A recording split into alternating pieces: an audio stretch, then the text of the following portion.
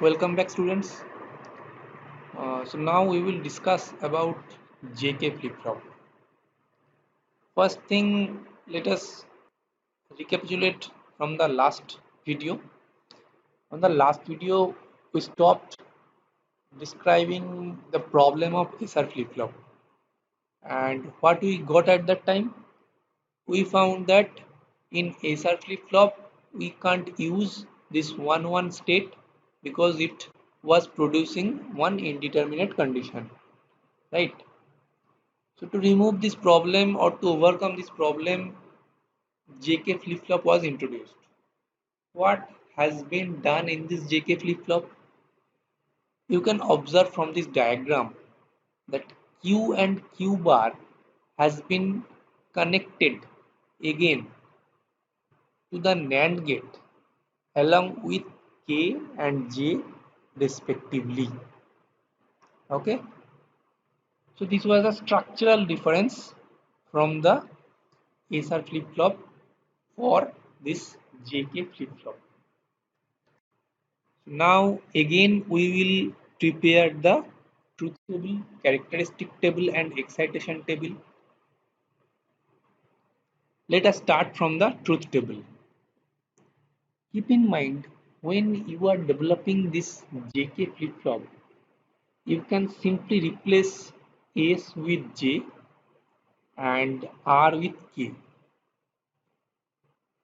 without the condition when both of them is 1 1. All the other three conditions will remain same with the SR flip-flop.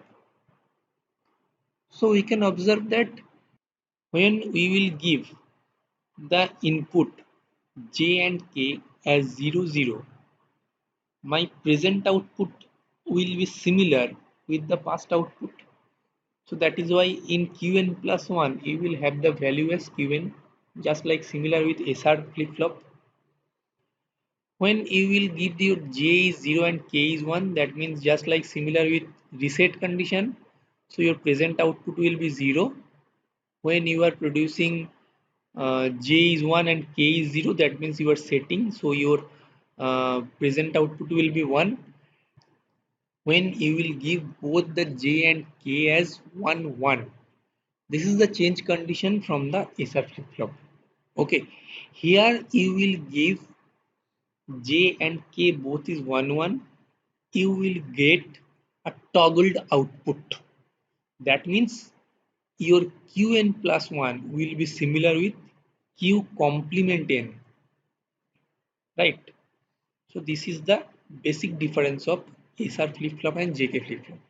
That when you will provide the input as 1 1, you will have one complemented previous stage output in your present state output.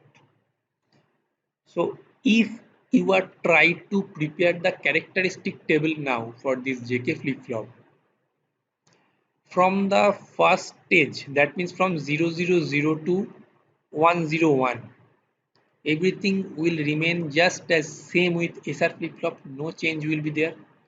Only the change you will find when both of the J and K is 1 1, and that time you will have one toggled output.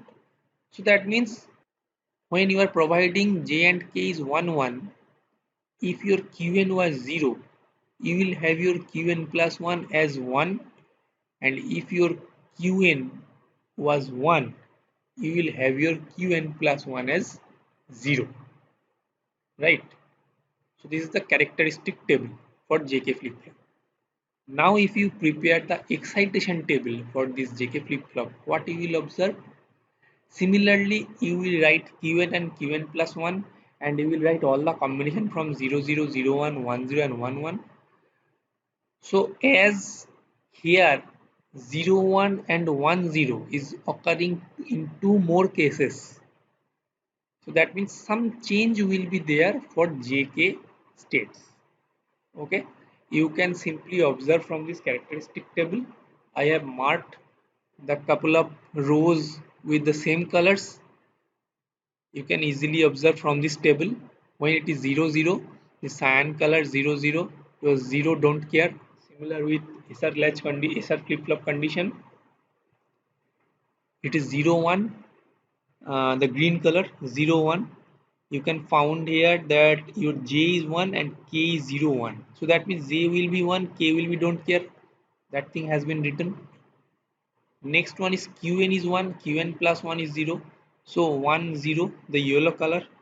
Okay, and j is 0 or 1, k is 1. So that means j will be don't care, k will be 1. It has been written. And the last thing 1 1 1 1 is the gray color part. That means 0 0 and 1 0. So that means j is 0 or 1. That means it is the don't care condition, and k is 0. It has been written. So now for this jk flip flop also we have prepared the truth table, characteristic table and excitation table.